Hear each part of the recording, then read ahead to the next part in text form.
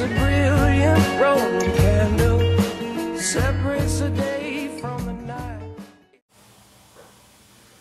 Welcome back to Flashpoint Radio. I am your host, Jay-Z. I am coming to you on Monday, February 27th, 2012, and you may be asking yourself, wow, did Flashpoint Radio get hired as an actual radio personality? Is that why you're wearing that nice suit?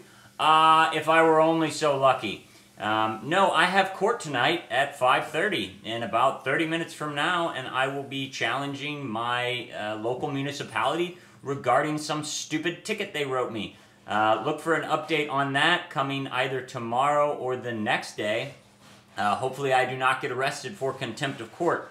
I don't know. Questioning authority of your local governments can be considered a terrorist act these days in the tyrannical United States of America.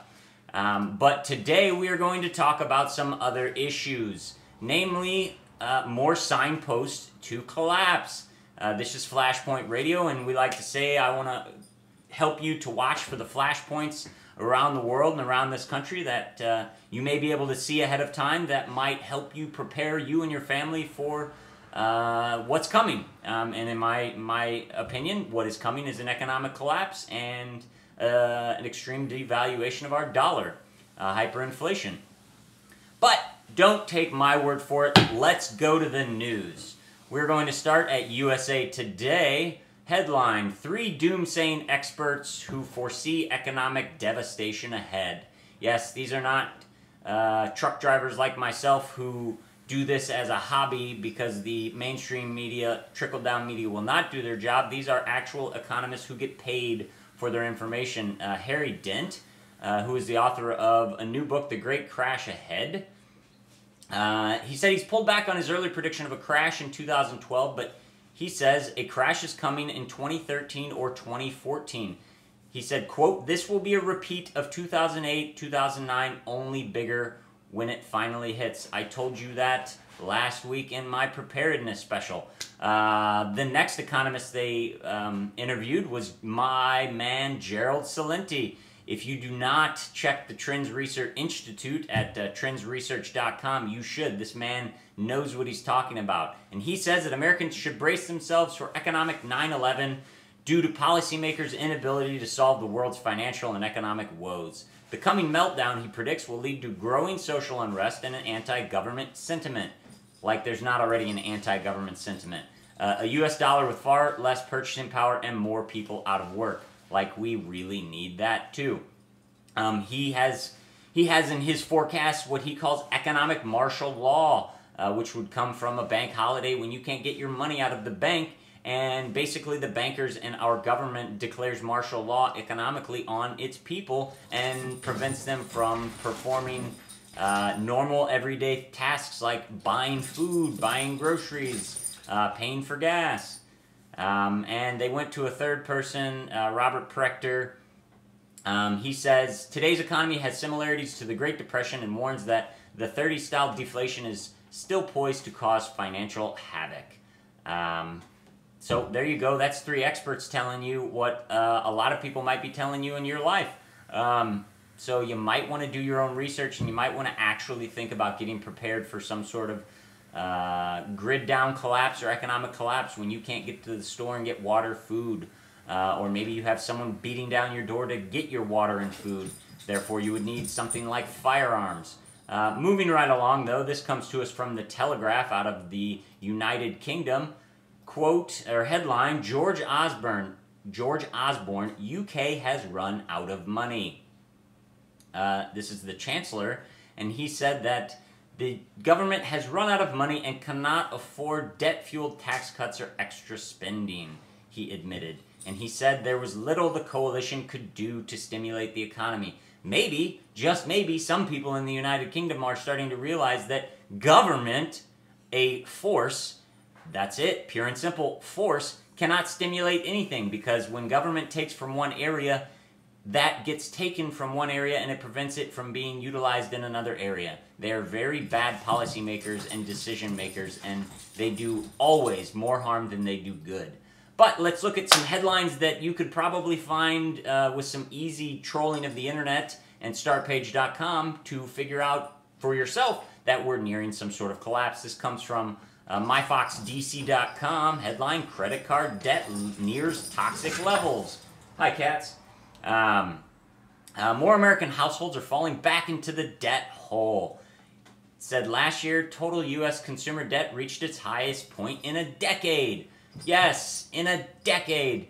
It stated that at the beginning of the year they started to pay down debt, but nearing the fourth quarter in this country, people went on a spending spree that was facilitated by plastic.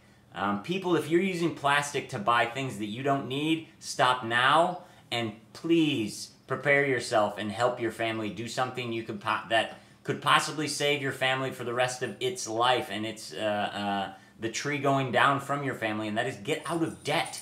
You do not need to carry debt. Debt is not something that is good. Debt is bad. Read the Bible. The Bible states in many instances that debt is bad, and it is not something you have to have. If you can't afford it, then you shouldn't buy it. That's just common sense. Moving right along, though, Washington Examiner headline, more bad news. U.S. water bills to triple. So, it says first, high gas prices, now water. A shocking new report about the nation's crumbling drinking water system says that Americans should expect their bills to double or triple to cover repairs to keep their faucets pouring. Yes, yes. Not like they've been collecting money from us the entire time that should have gone to maintaining and keeping up with our plumbing and our water system. But no, now since they haven't done the work in years and years and years on systems that were built in the 1800s, they decide that they're going to stick us and our grandchildren with the bill. Don't let them fool you, people. This is a project that will simply become a payoff for government workers, construction workers, and bureaucrats who skim off the top as they always do. But there's nothing you're going to do about it because you're going to sit there and you're going to write your check to Missouri American Water or whoever your water company is because you think that's what you have to do, because you think there's no way out of this, because this is America and we live in a tyrannical society that has no chance of becoming a free society. Quit lying to yourself, people. Those are all lies that I just stated you. You have the power. I have the power. We all have the power. The government gets its power from us. We are the sovereign. Moving right along to something that I'm sure you have already noticed when you went to the gas pump in the last 2 weeks. From Reuters, analysis, oil price rise raises specter of global recession. It states, a jump in energy prices is jamming the slow-turning cogs of an economic recovery, which in and of itself is a lie. There is no economic recovery. They just decide to throw these things at you to claim that this is the reason the economy won't come back. It's not the fact that government is spending too much and not cutting down on taxes and spending on programs that do nothing for its population. No, it's oil prices. It's Iran, which we get zero of our gasoline from and our crude oil from. Zero. But it's going to make our oil prices go up. And this is a quote from the story. The West's determination to prevent Iran acquiring nuclear weapons is coming at a price that might include a second global recession triggered by an oil shock. Are you willing to put up with an oil shock and a second global recession, which will become the greatest depression, over a report that from the UN, who you know you don't trust the UN, but the UN are the only people that say Iran is building a nuclear weapon, so you're going to believe the UN, allow our country to spend more money on defense and offensive military powers, and then pay more at the pump yourself. Sounds like they're squeezing you from both ends like a vice, which is what they're doing. And then we're going to go on to a ridiculous job of reporting by Yahoo and their partner U.S. News and World Report's headline, Why Americans Are Paying More at the Pump. It goes through some issues why you're paying more. Volatility in the Middle East? Maybe. Growing demand from Asia? Maybe. Gasoline formulation requirements? Well, that's an EPA, that's a government requirement. An improving economy? You gotta be kidding me. Summer? Okay. Taxes? Really? We can change those as well. That's all they say. Why we're paying more at the pump. No mention of the Federal Reserve or the devaluation of the dollar or how the dollar is being devalued constantly by printing of money and quantitative easing 1, 2, and whatever they're going to end up calling QE3. People, wake up. The elite are preparing. The elite have their money, and they can use their money to prepare themselves with whatever they need. But us, normal Americans, it seems like, are going out and spending on their credit cards to buy Christmas gifts. Give me a break, people. Your children will forgive you if you decide to put food on the table instead of buy them those new sneakers they want. Prepare yourselves, people. We only get one shot at this. We're not going to get a second chance at rebuilding this country. If this comes the way we think it might come, and we're not prepared, guess what? They win. They win because they have been preparing. So please, go back to my preparedness special from last Thursday. Click on the links, efoodsdirect.com, bigberkey.com, kellyfirearms.com. Get yourself some silver. Do something. At least do something. Because if you're watching this right now, then you cannot claim you didn't know, because I am telling you. And finally, we're going to end on a little bit of good news today. Of course, I wouldn't want to, pound you with negative news about our country, but unfortunately, most of the news that comes out is negative. But this comes to us from Rasmussen Reports, the polling company. Headline, Daily Presidential Tracking Poll. Turns out Barack Obama is trailing in this poll 45 to 43% to Mitt Romney. So yeah, we have to go with Mitt Romney because he's the only one that can beat Barack Obama.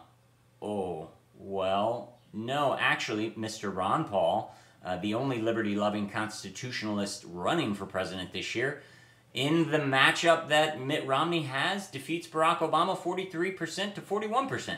So Barack Obama actually gets less of a percentage if Ron Paul runs against him. Why? Because Ron Paul actually is attractive to more than just your party. He's attractive to all Americans because he believes and cares about all Americans. This is just another proof, more proof that Ron Paul is the front runner. Ron Paul can win, and everything they say about him not being able to win is a pure lie. It is propaganda put out by the trickle-down media that cannot handle having a constitutionalist in the government, because if there's someone that does not have dirt on their record, then what is the media going to do? Maybe do their job and be, nitpicking on our Congress and our House of Representatives and Senate and on our judicial system and on our police and all the corruption in government. And they won't have to worry about propping up their guy in the presidency and the White House. So yeah, check it out. Check out the links below. Thanks for watching. If you see this before 5:30, wish me luck, which I don't think you're going to watch it. Wish me luck tonight at my court date. Hopefully I will see you back and I won't be in the clink. Jay-Z saying, God bless. Keep your eyes to the sky. See you next time. It's a brilliant Roman candle, separates the day